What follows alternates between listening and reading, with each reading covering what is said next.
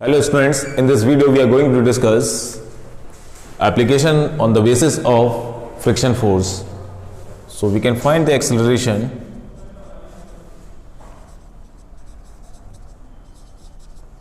of a body on a rough inclined plane.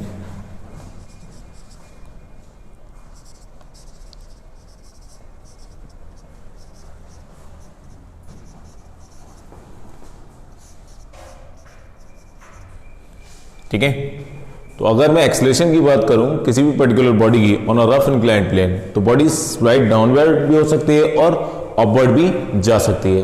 तो यहां पर बॉडी मूव नीचे की तरफ भी कर सकती है और इंक्लाइंड प्लेन पर अपवर्ड डायरेक्शन में भी मूव कर सकती है। So this is the inclined plane having angle theta, this is the mass of the block m, okay. So definitely mg downward and this is the normal reaction। ये angle theta है तो definitely ये भी angle theta होगा और ये हो जाएगा बच्चों mg cos theta and this is mg sin theta, okay. अब अगर हम लोग बात करें, this is sliding downward, sliding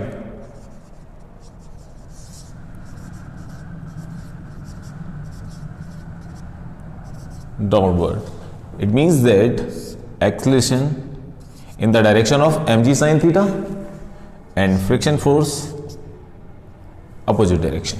ठीक है, तब जब बॉडी डाउनवर्ड डायरेक्शन में मूव करेगी तो एक्सेलरेशन mg sin थीटा की डायरेक्शन में और फ्रिक्शन जस्ट ऑपोजिट डायरेक्शन में। Got it. अब यहां पर अगर नॉर्मल रिएक्शन की बात करें तो डेफिनेटली यहां पर normal reaction mg cos theta के बराबर, here normal reaction is equal to mg cos theta and acceleration mg sin theta की डायरेक्शन में it means mg sin theta minus friction force is equal to a, that is ma। ठीक है, अच्छा। अब अगर यहां पर हम फ्रिक्शन फोर्स की बात करें तो friction force is equal to coefficient of friction into of normal reaction is equal to ma। तो mg sin theta is equal to mu from equation number 1, n की value mg cos theta, so this is mg cos theta, n की जगह value put की mg cos theta is equal to ma। तो यहां से अगर हम लोग m को कॉमन ले लें और इसको ब्रेक कर दें तो इसके बराबर आ जाएगा g common sin theta minus mu cos theta is equal to a। so this is the acceleration। अब यहां ध्यान देने वाली बात यह है, एक्सेलरेशन नेगेटिव में आ रहा है, इसका मतलब क्या है? Acceleration here acceleration less than g, यानी कि अगर बॉडी डाउनवर्ड मूव करेगी तो एक्सेलरेशन हमेशा छोटा होगा g से, हमेशा छोटा होगा g से। क्लियर हो गया। अगली कंडीशन, अगर हम इस ब्लॉक को ऊपर की साइड ले जाएं, ठीक है, तो अगर ये ब्लॉक ऊपर की साइड जा रहा है तो डेफिनेटली कुछ ना कुछ फोर्स लगाना पड़ेगा। अगर ये ऊपर की तरफ जाएगा तो फ्रिक्शन फोर्स और mg sin थीटा एक ही डायरेक्शन में हो जाएगा। इसके देखें जरा इसको, अगर एक पर्टिकुलर ब्लॉक अपवर्ड डायरेक्शन में मूव कर रहा है ऑन द इंक्लाइंड प्लेन, ये हो जाएगा आपका mg cos theta angle theta and this is mg sin theta. अगर ये ब्लॉक ऊपर जाएगा तो डेफिनेटली ऊपर इंक्लाइंड प्लेन पर तभी जाएगा जब इस पर एक एक्सटर्नल फोर्स लगाया जाएगा जो कि ma के बराबर होगा। क्लियर हो गया। अगर यहां पर हम देखें ये बॉडी ऊपर की तरफ मूव कर रही है, normal reaction mg cos theta के बराबर है, और अगर यहां पर ma देखा जाए दैट इज फोर्स, लिख सकते हो आप external force is equal to mg sin theta plus friction force, mg sin theta plus friction force. क्यों? क्योंकि फ्रिक्शन और mg sin थीटा दोनों एक ही डायरेक्शन में है, तो फ्रिक्शन को लिख सकते हैं बच्चों म्यू n। तो F external that is ma is equal to mg sin theta plus mu, और n की वैल्यू बच्चों mg cos थीटा के बराबर। m से m कैंसिल आउट हो जाएगा तो एक्सेलरेशन आ जाएगा बच्चों g sin theta plus mu g cos theta.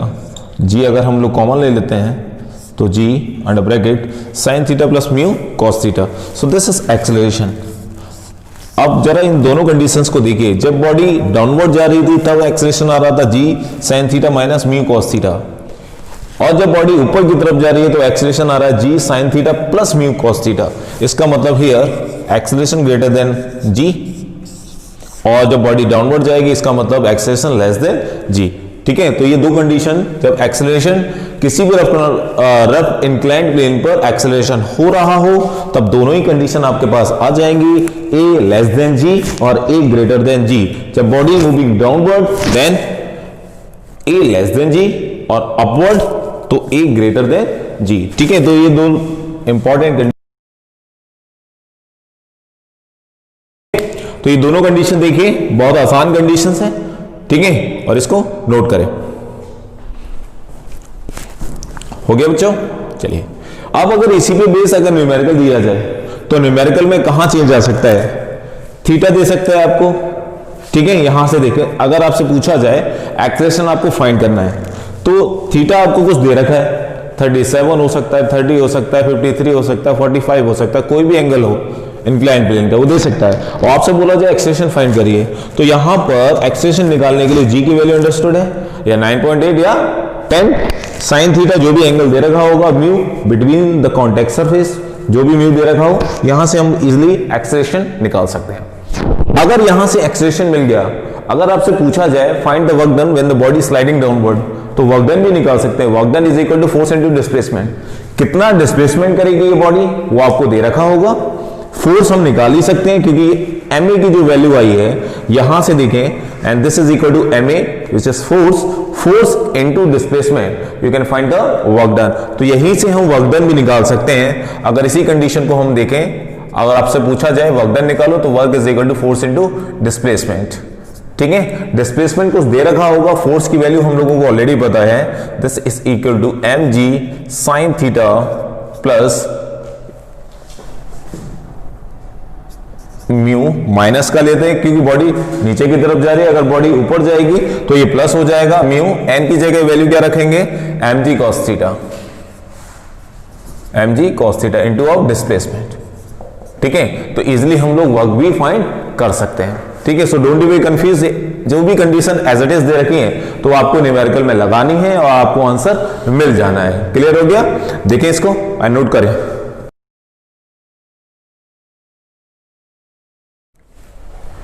Numerical देखें बच्चों, if the coefficient of friction between an insect and ball is mu and the radius of the ball is r, find the maximum height to which the insect can crawl up in the ball. इसका मतलब क्या होता है बच्चों? रेंगना। ठीक है, इसको आप याद रखो, रेंगना। ओके, अब मान के चलिए इस पॉइंट पर इंसेक्ट, इस पॉइंट पर इंसेक्ट है। अब अगर इसकी रेडियस की बात करें तो रेडियस क्या कह रहा है बच्चों को? अगर इसको पूरा सर्कल बना दें तो ये उसका क्या बचेगा? रेडियस। यहां पर अगर इंसेक्ट है तो अगर मैं इंसेक्ट पर नॉर्मल रिएक्शन की बात करूं तो डेफिनेटली ये, ठीक है, और mg कहां होगा बच्चों? डाउनवर्ड डायरेक्शन में। ये कुछ एंगल बना रहा है थीटा, अगर ये एंगल कुछ थीटा बना रहा है तो डेफिनेटली mg भी अपने दो कंपोनेंट बनाएगा with the angle theta. So this is mg cos theta. क्यों? क्योंकि ये अगर एंगल थीटा है तो डेफिनेटली ये भी थीटा होगा, and this is mg sin theta. Clear हो गया? यहां से हम एक परपेंडिकुलर ड्रॉ कर दें, यहां से लेकर यहां तक की हाइट हम लोग एज्यूम कर लेते हैं this is equal to y, और ये मान लेते हैं this is the height h। Clear? तो ये जो परपेंडिकुलर है, क्योंकि ये बेस हो गया, ये परपेंडिकुलर है, इसकी वैल्यू अगर हम लोग निकालें तो पाइथागोरस से ये r है, ये y है, तो definitely root r square minus y square, r square minus y square. ठीक है, अब अगर mg sin थीटा से इंसेक्ट नीचे जाएगा तो डेफिनेटली इसको बैलेंस करने का काम कौन करेगा? Limiting friction, just opposite direction में लगेगा। ठीक है, वो क्या कह रहा है? वो फाइंड द मैक्सिमम हाइट, वो हाइट निकालनी है जहां इंसेक्ट रेंगते हुए बॉल से ऊपर चला जाए। ठीक है, ये इस डायरेक्शन में। Got it. तो कोई ना कोई तो फ्रिक्शन होगा जो उसको बैलेंस करने का काम करेगा, वो कौन सा होगा? Maximum static friction, that is limiting friction. अब यहां पर एफ किसके बराबर होगा बच्चों? Limiting friction is equal to mg sin theta and r is equal to mg cos theta. ठीक है, mg sin theta and mg cos theta. Equation number 1, equation number 2, अगर दोनों को हम डिवाइड कर दें, so tan theta is equal to FL over R।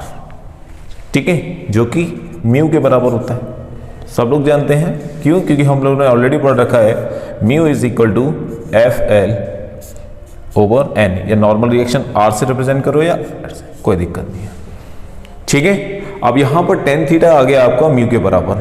Clear? अगर हम tan को सॉल्व कर लें तो यहां देखें theta, this is tan theta is equal to perpendicular upon base. Perpendicular की बात करें so this is equal to r square minus y square. Base कितना है बच्चों? y के बराबर इज इक्वल टू म्यू। ठीक है, तो यहां से अगर मैं y की वैल्यू निकालूं तो y is equal to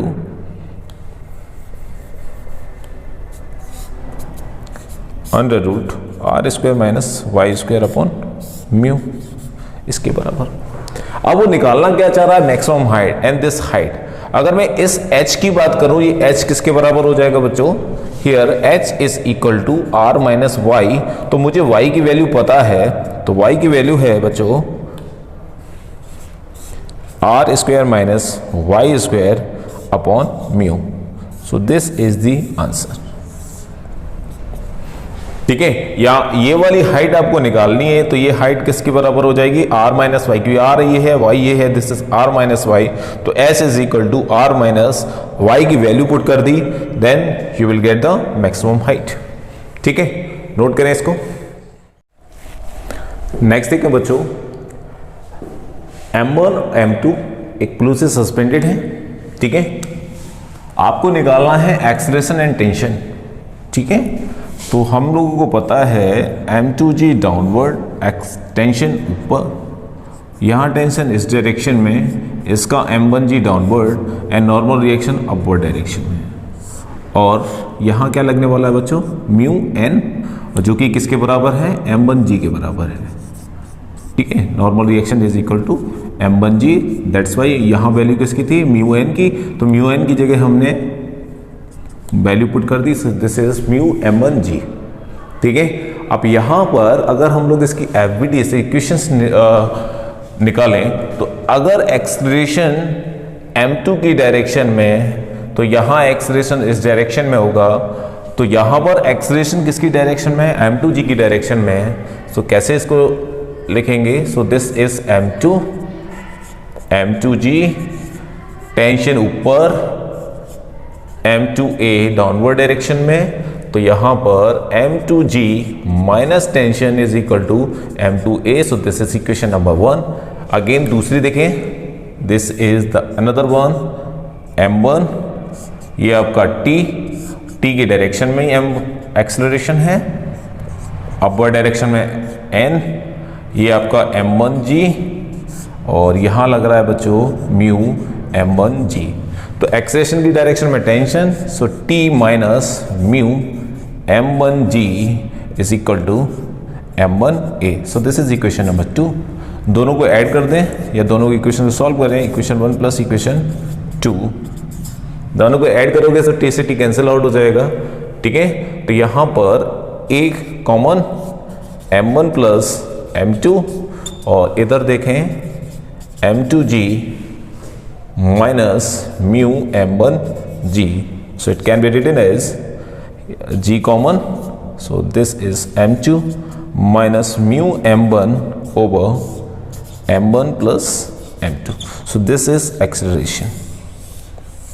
next कह रहा है टेंशन निकालना है, तो इस एक्सेलरेशन की वैल्यू दोनों में से किसी भी इक्वेशन में रख दें। ठीक है, तो क्या मिल जाएगा हम लोगों को? एक्सेलरेशन, सॉरी टेंशन मिल जाएगा। तो यहां पर देखें, अगर from equation number 2 t minus, ये उधर जाके प्लस हो जाएगा m1 a की value g m2 minus mu m1 over m1 plus m2, ये इधर जाके प्लस का हो जाएगा, so mu m1g। So this is the value of tension. ठीक है, देखें इसको, हो गया बच्चों। चलो नेक्स्ट देखते हैं, इसी पे बेस्ड एक इंक्लाइन प्लेन,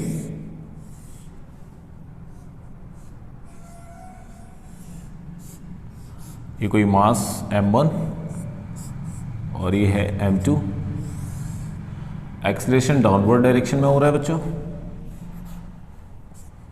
एंगल थीटा। ठीक है, सारी चीजें आपको दे रखी हैं। अब यहां पर m1g डाउनवर्ड, तो ये क्या हो जाएगा बच्चों, ये काफ़ी टाइम हम लोग कर चुके हैं, तो स्पीड आप लोगों की इनक्रीज हो चुकी होगी आई होप। तो ये हो जाएगा आपका m2g साइन थीटा, ये नॉर्मल रिएक्शन। ठीक है, एक्सीलरेशन डाउनवर्ड, तो यहाँ बच्चों एक्सीलरेशन अपवर्ड डायरेक्शन में होगा, तो फ्रिक्शन फोर्स भी m2g साइन थीटा की डायरेक्शन में होगा, जिसको लिख सकते हैं हम लोग म्यू n। ठीक है, म्यू n। अब बात आती है FVD की फॉर m1। जब m1g डाउनवर्ड है तो टेंशन अपवर्ड डायरेक्शन में, इधर भी टेंशन अपवर्ड डायरेक्शन में, तो इसकी FVD जब हम लोग बनाएंगे तो एक्सेशन की डायरेक्शन में देखें हम लोग m1g minus t is equal to m1a। ये किसके लिए FVD बच्चों, ये है m1 के लिए, तो इक्वेशन हो गई दिस वन।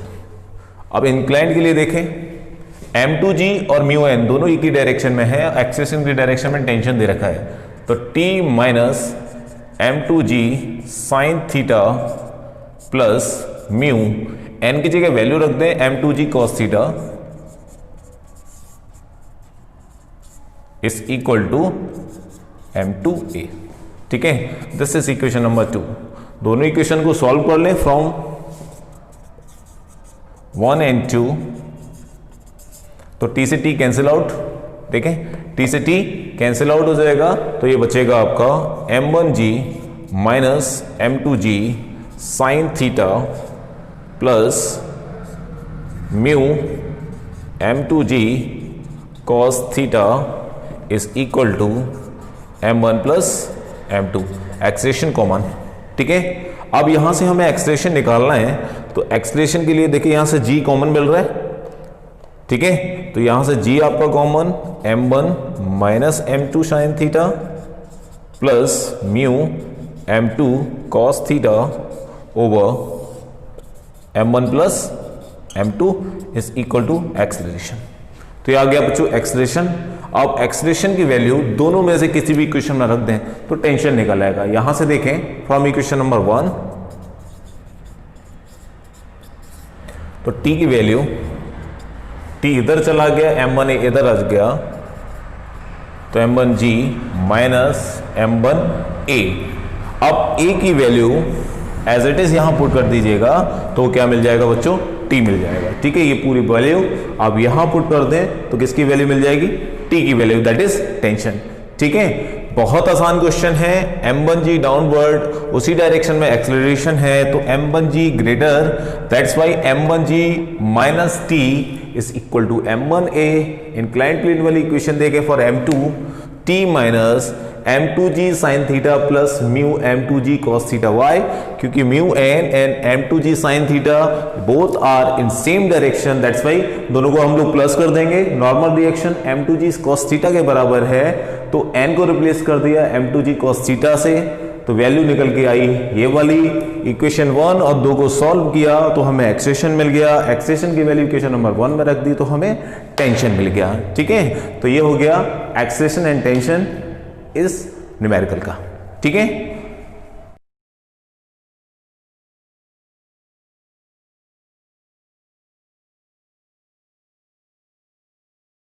हो गया बच्चों। चलिए मिलते हैं नेक्स्ट वीडियो में कुछ न्यूमेरिकल्स के साथ। Okay, thank you.